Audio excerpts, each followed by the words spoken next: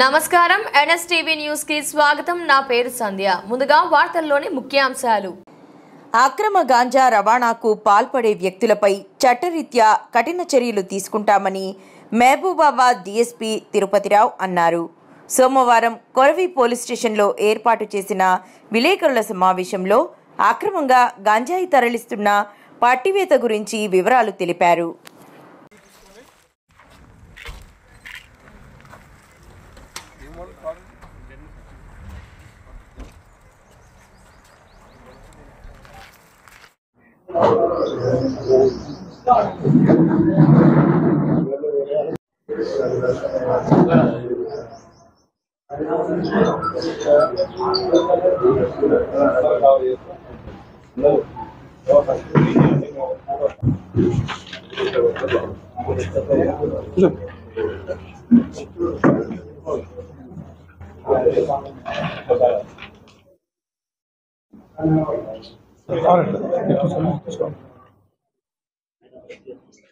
Good. Customer, keep it up. Next.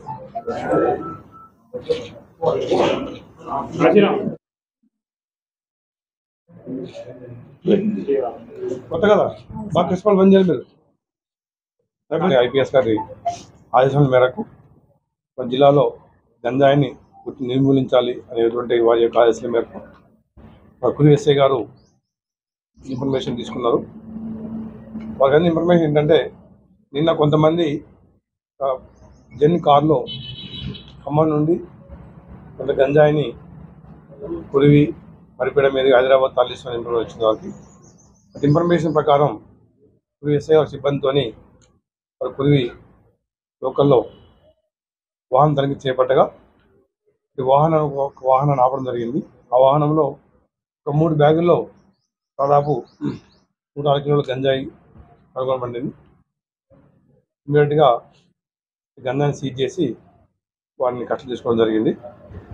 ఇది గంజాయి మగన్ జిల్లా చిత్రకొండ నుండి వ్యక్తి తీసుకొస్తున్నారు।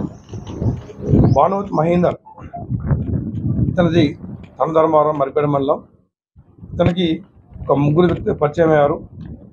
నర్సింగ్ మడి, చంద్ర మట్కమి, రామచంద్ర మడి, వీళ్ళ 3 కూడా ఒరిస్సా వారు।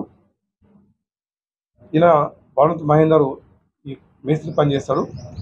ఈయన దగ్గర 3 లేబర్ పనిచేస్తాం। వీళ్ళ ద్వారా 3 పంపించి ఒక జెన్ కార్ తీసుకొని సుదీప్ సర్కార్ అనే వ్యక్తి ద్వారా చిత్రకొండలో కొనుగోలు జరిగింది।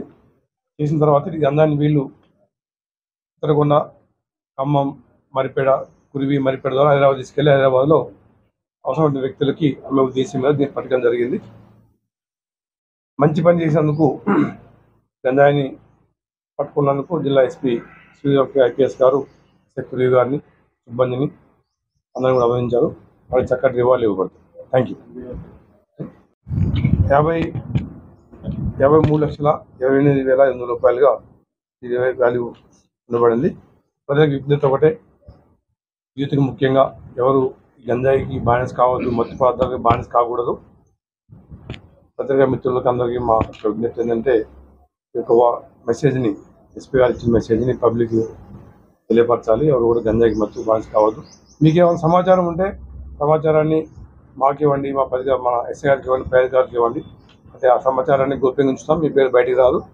అందరం కూడా కలిసి కష్టపడి మన జిల్లాని, మన రాష్ట్రాన్ని గంజా రహితంగా తీర్చిదిద్దాం। Thank you.